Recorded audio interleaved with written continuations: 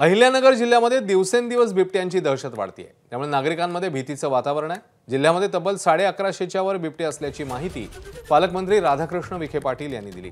पकडलेल्या 200 बिबट्यांना वनतारा प्रकल्पात नेण्याचा प्रस्ताव शासनाकडे पाठवण्यात आल्याची माहितीही विखे पाटलांनी दिली आहे। तसंच बिबट्या शेड्यूल 1 मध्ये आहे, त्यामुळे ठार करता येत नाही। बिबट्यांचा समावेश शेड्यूल 1 मधून काढण्यासाठी केंद्र सरकारकडे मागणी करण्यात आली असल्याची माहितीही त्यांनी दिली आहे। आपल्याला जीवितहानी कमी झाली पाहिजे। आता जे काही बंदोबस्त करतो, आता वनतराला बिबटे पाठवायचे, 200 बिबटे घ्यावेत अशा प्रकारचा मी सरकारला प्रस्ताव देतोय जिल्ह्याच्या वतीने। पण संख्या जर 2000 पर्यंत गेली, त्यात मुद्दा काय की आमच्या रेकॉर्डात 1100-1200 दिसते, पण ती माझं म्हणजे 2000 असली पाहिजे। आता काही गाव पातळीवर त्या ज्या काही समित्या करायच्या असतात, तर त्या समित्या करण्याची गरज आहे आता। परंतु मी सांगितल्याप्रमाणे हे जे रक्कम दिली यातून तातडीनं उपाययोजना होतील अशी अपेक्षा आहे। तर बिबट्याला रोखण्याच्या दृष्टीने कायदेशीर अडचण नेमकी काय आहे जाणून घेऊया। वन्यजीव संरक्षण अधिनियम 1972 नुसार काही प्राणी आणि पक्ष्यांना संरक्षण देण्यात आले। वाघ, सिंह, बिबट्या, हत्ती, गेंडा, मगर या प्राण्यांना संरक्षण आहे। तर प्राण्यांची शिकार, इजा करणं कायद्याने गुन्हा आहे। प्राण्यांची शिकार करणाऱ्यांना कठोर शिक्षेची तरतूद आहे।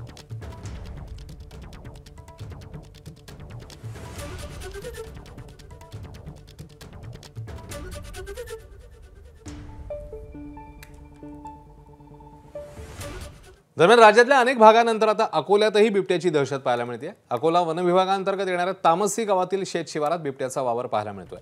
एका शेतकऱ्याने हा बिबट्या मोबाईल फोनच्या कॅमेऱ्यात चित्रित केलाय। तामसीच्या वाघाळी नाल्याजवळ काल सायंकाळी 7 वाजण्याच्या सुमारास बिबट्या दिसून आलाय।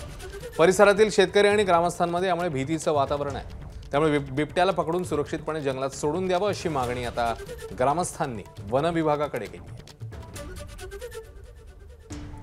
आता बातमी नाशिकमधून काल धुमाकूळ घातलेल्या बिबट्याचं थरारक सीसीटीव्ही फुटेज समोर आले।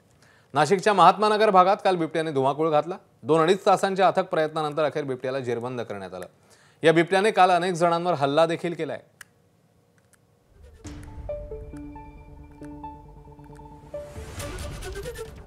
तर हे बिबटे मानवी वस्तीत का घुसतायत जाणून घेऊया। बिबट्याचं जीवनचक्र बदललंय। मूळ अधिवास हक्काचं ठिकाण जे आहे त्या दृष्टीनेही अडचणी येत आहेत। पाण्याचे साठे आटतायत। शिकार मिळणं दिवसेंदिवस कठीण आहे। वाढत्या बांधकामांमुळे जंगल आणि सिमेंटचं जंगल यातलं अंतर कमी होतंय। नागरी वस्तीत रात्री लपण्यासाठी जास्त जागा मिळते। पोट भरण्यासाठी भक्ष्यही उपलब्ध आहे।